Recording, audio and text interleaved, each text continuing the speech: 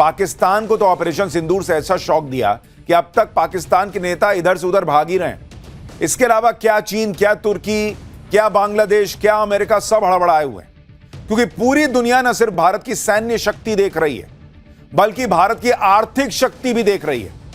एक तरफ भारत की मिसाइलों का नाम दुनिया में गूंज रहा है, उसका धमाका है, ब्रह्मोस और मेड इन इंडिया हथियारों की चर्चा है, और दूसरी तरफ भारत की इकोनॉमी रॉकेट बनी हुई है।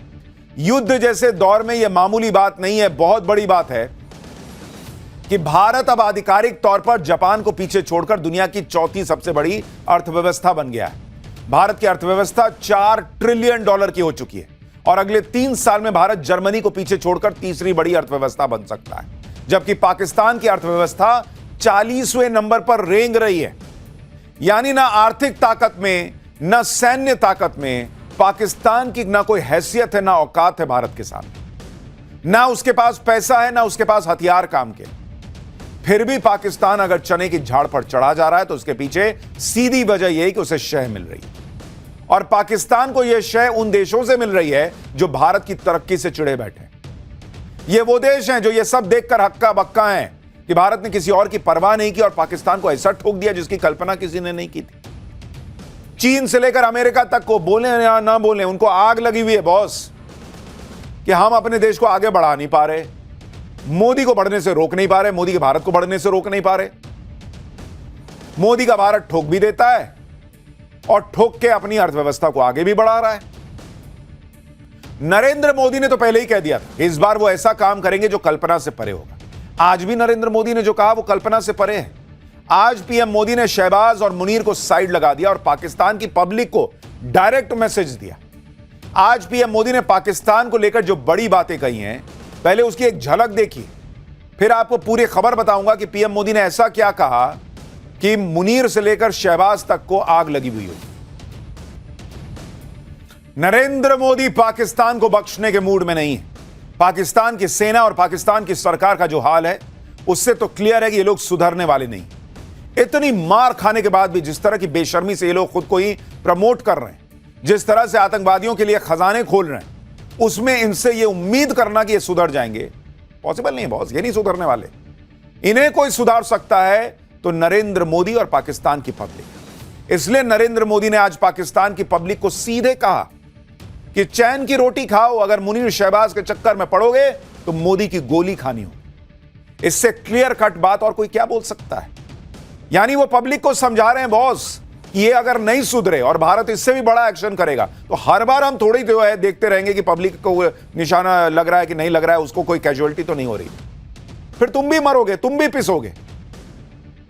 सुनिए आज प्रधानमंत्री नरेंद्र मोदी ने कितनी बड़ी बात कही है पाकिस्तान की पब्लिक को। पाकिस्तान को आतंक की बीमारी से मुक्त करने के लिए पाकिस्तान के अवाम को आगे आना होगा, पाकिस्तान के नौजवानों को आगे आना होगा। सुख चैन की जिंदगी जियो, रोटी खाओ, वरना मेरी गोली तो है ही। नरेंद्र मोदी ने यह बात इसलिए की क्योंकि पाकिस्तान की जो हालत है वो दुनिया जानती है। वो हाथ में कटोरा लेकर घूम रहा है, दाने दाने को मोहताज है, और पाकिस्तान के नेता इस कंगाली में भी भारत से लड़ने के सपने देख रहे हैं। जबकि नरेंद्र मोदी ने भारत को इतना मजबूत कर दिया है कि पाकिस्तान की कोई औकात नहीं है भारत के सामने आज की डेट में। और आप इसको देखिए, सिर्फ रिजर्व बैंक से ही भारत सरकार को इस साल 2,69,000 करोड़ रुपए का डिविडेंड मिला है सर। यह पाकिस्तान को आईएमएफ से मिलने वाली भीख जो है उससे 31 गुना ज्यादा पैसा है जो आरबीआई भारत की सरकार को दे रही है। नरेंद्र मोदी ने आज गुजरात के भुज में 1 मिनट के अंदर जो नए प्रोजेक्ट्स का ऐलान किया वो पाकिस्तान के आईएमएफ लोन से 6 गुना ज्यादा है। जितना तुमको पाकिस्तान को भीख मिल रही है उससे 6 गुना ज्यादा का आज सिर्फ प्रोजेक्ट लॉन्च किए हैं नरेंद्र मोदी। गुजरात के भुज में नरेंद्र मोदी ने 53,400 करोड़ रुपए के प्रोजेक्ट्स का ऐलान किया, जबकि पाकिस्तान को आईएमएफ से लोन की जो ताजा किस्त मिली है वो चिंदी सी 8,000 करोड़ रुपए। इसी तरह से गुजरात के दाहोद में नरेंद्र मोदी ने 24,000 करोड़ रुपए के प्रोजेक्ट्स का ऐलान किया। यह पाकिस्तान के IMF लोन से 3 गुना ज्यादा है। क्या औकात है पाकिस्तान की यार। भारत के प्रधानमंत्री जितने की योजनाएं लॉन्च करते हैं उतना का तो तुमको भीख नहीं मिल रहा। क्या तुम देश चलाओगे, क्या तुम लड़ोगे? और अगर पाकिस्तान इस बात को नहीं समझेगा कि भारत कहां है और उसकी हैसियत क्या है पाकिस्तान की, तो उसका वही हाल होगा दोबारा जो ऑपरेशन सिंदूर से नरेंद्र मोदी ने किया, हमारी सेना ने किया। ऑपरेशन सिंदूर में तो पाकिस्तान सफेद झंडे दिखाकर गिड़गिड़ाकर बच गया, लेकिन नरेंद्र मोदी अगली बार इसका मौका देने को भी तैयार नहीं। सुनिए प्रधानमंत्री नरेंद्र मोदी ने आज क्या कहा है, फिर आगे दिखाऊंगा कि शहबाज शरीफ POK को बचाने के लिए क्या कर रहा है। पाकिस्तान के हमले का जवाब हमने इतनी ताकत से दिया कि उनके सारे एयरबेस आज भी आईसीयू में पड़े हैं, आज भी आईसीयू में पड़े हैं। और तब जाकर के पाकिस्तान शरणागति के लिए मजबूर हो गया। पाकिस्तान को लगा बच नहीं सकते, भारत ने रौद्र रूप दिखा दिया है और आखिरकार ये हमारी सेना का पराक्रम था,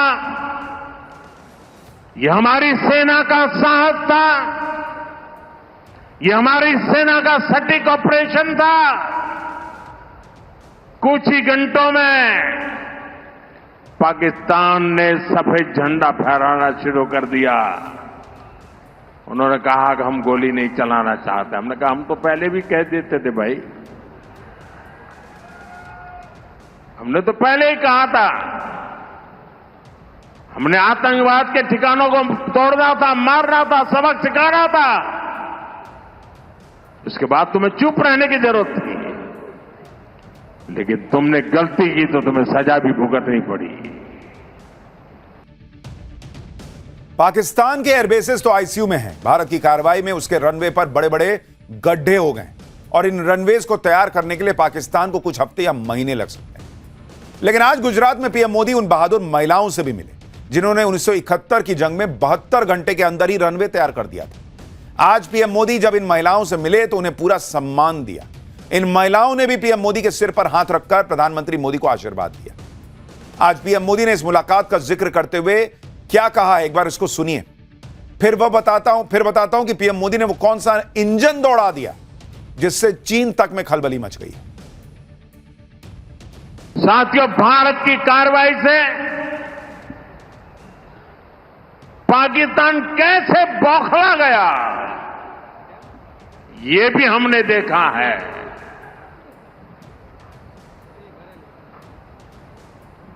नौ तारीख रात को हमारी कच्छ की सीमा पर भी ड्रोन आए, ड्रोन। उनको लगता था कि मोदी गुजरात का है तो जरा गुजरात में कमाल कर हुए मालूम नहीं है। जरा 71 को याद कीजिए, ये जो वीरांगना यहां आई थी ना, उन्होंने तुम्हें धूल चटा दी थी। ये माताएं बहनें उस समय 72 घंटे में रनवे तैयार कर दिया और हमने हमले फिर से चालू कर दिए थे। और आज मेरा सौभाग्य है कि 71 की लड़ाई की उस वीरांगना माताओं ने आकर के मुझे आशीर्वाद दिए हैं। इतना ही नहीं, सिंदूर के वृक्ष का पौधा भी दिया है। माताएं बहनें, आपका दिया हुआ ये पौधा अब PM हाउस में लगेगा। पाकिस्तान की जनता को PM मोदी का डायरेक्ट मैसेज ऐसे वक्त में आया है जब पाकिस्तान में कंगाली है, अंदरूनी झगड़े चल रहे हैं। पाकिस्तान को IMF से ताजा लोन मिला है। इस कंगाली में भी पाकिस्तान अपना डिफेंस बजट बढ़ाने में लगा है, यानी लोन का पैसा पाकिस्तान की सेना भारत से लड़ने में लगाने जा रही है। इसलिए PM मोदी पाकिस्तान की जनता को समझा रहे हैं कि भाई अपने नेताओं और सेना के चक्कर में मत पड़ो। जो बचा कुचा आटा मिल रहा है वो भी मिलना बंद हो जाएगा, और पानी तो PM मोदी ने पहले ही रोक दिया है। सुनिए आज कैसे पीएम मोदी ने पाकिस्तान की जनता को आंखें खोलने वाला मैसेज दिया है। फिर आपको बताता हूं उस बड़े इंजन के बारे में जिसको सुन के चीन भी हैरान। मैं पाकिस्तान के लोगों को भी कहना चाहता हूं, क्या पाया आपने?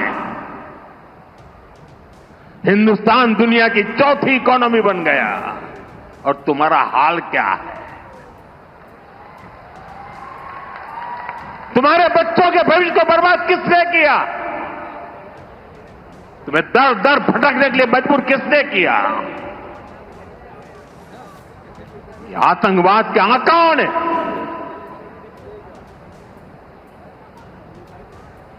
वहां की सेना का अपना एजेंडा,